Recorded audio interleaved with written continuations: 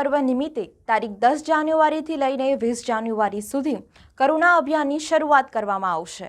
રાજ્યમાં ઉત્તરાયણ પર્વની ધામધૂમથી ઉજવણી કરવામાં આવે છે, ત્યારે આબમાં ઉડતા પક્ષીઓને ઈજા થવાના કિસ્સા ઘણા નજરે જોવા મળતા હોય છે। ઉત્તરાયણ પર્વમાં ધારદાર દોરીના કારણે પક્ષીઓને ઈજા થતી હોય છે, ત્યારે તેવા પક્ષીઓની સારવાર માટે સરકાર કટિબદ્ધ છે। જેથી તેવા પક્ષીઓની સારવાર માટે જીવ સુરક્ષા કેન્દ્ર દ્વારા વડોદરા ખાતે 58 જેટલા સેન્ટરો ઊભા કરવામાં આવશે, જેથી પક્ષીઓનો જીવ બચાવી શકાય અને તેમને પ્રાથમિક સારવાર મળી રહેશે। આ સાથે જ ટોલ ફ્રી નંબર 1800-233-2636 પણ જાહેર કરવામાં આવ્યો છે।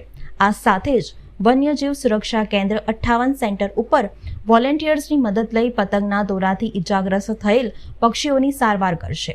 તેની સાથે જ શહેર જિલ્લામાં કરુણા એમ્બ્યુલન્સ પણ કાર્યરત કરવામાં આવશે। પહેલા તો હું મકર સંક્રાંતિના પર્વ નિમિત્તે વડોદરા વાસીઓને હું શુભેચ્છા આપું છું કે આપણો આ પર્વ આનંદ અને ઉત્સાહથી ઉજવો। બીજું એ કે આપણું આ પર્વ ઉત્તરાયણનું કરુણા અભિયાન નિમિત્તે આપણે પર્વ ઉજવી અને પક્ષીઓ બચાવવાની કામગીરી કરવામાં આવે છે।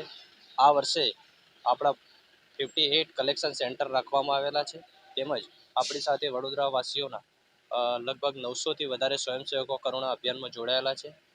તો હું તમામ વડોદરાવાસીઓને હું વિનંતી કરું છું કે આપણે જ્યારે ઉત્તરાયણના સમયે પતંગ ચગાવતા હોઈએ છીએ ત્યારે પહેલું તો આપણે ચાઇનીઝ દોરાનો ઉપયોગ ન કરવો જોઈએ।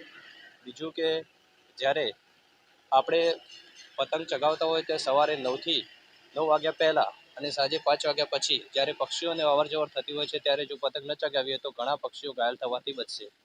ત્રીજું કે આપણો એક ટોલ ફ્રી નંબર છે 1800-233-2636, એ પર કોઈ ઘાયલ પક્ષી થાય તો અમને જણાવો તો એનો તુરંત સારવાર થશે।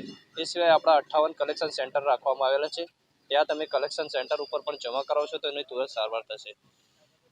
સૌથી વિશેષ તો વાત એ છે કે આપણે આ વર્ષે વડોદરા વાસીઓના 900થી વધારે સ્વયંસેવકો જોડાયેલા છે, તો ઘણા પક્ષીઓની સારવાર થશે અને એના કારણે આપણે એક અવેરનેસ થશે।